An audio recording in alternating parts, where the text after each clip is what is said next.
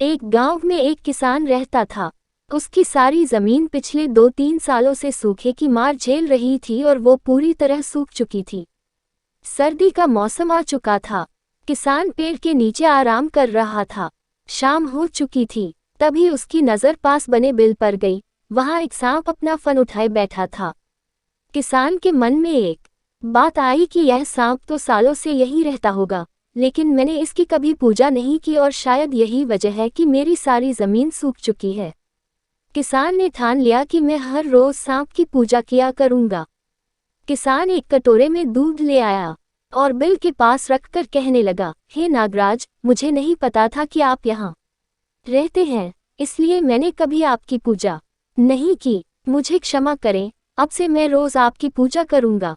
किसान सोने चला गया। सुबह देखा तो उस दूध के कटोरे में कुछ चमक रहा था।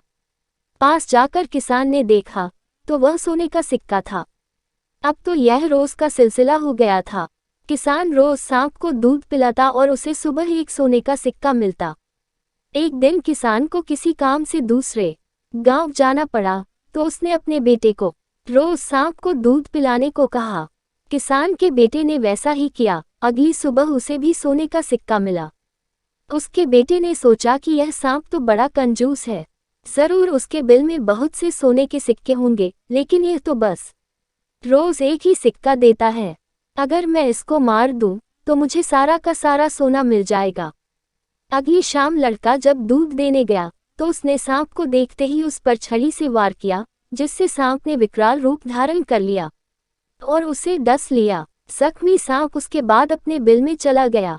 किसान के रिश्तेदारों ने उसके बेटे का अंतिम संस्कार कर दिया। जब किसान लौटा तो अपने बेटे की मृत्यु की खबर से बहुत व्यथित हुआ। उसे सांप पर भी बहुत क्रोध आया, लेकिन सांप ने उसे सारी सच्चाई बताई।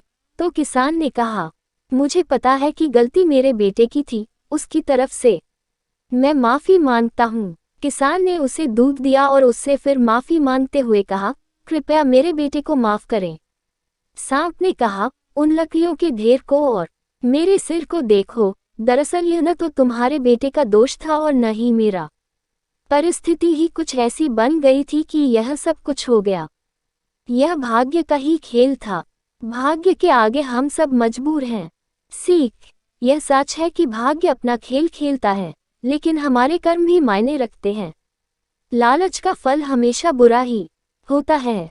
कभी भी लालच में आकर ऐसा काम नहीं करना चाहिए जिससे दूसरों को हानि पहुंचाने की सोचे, वरना लेने के देने पड़ सकते हैं।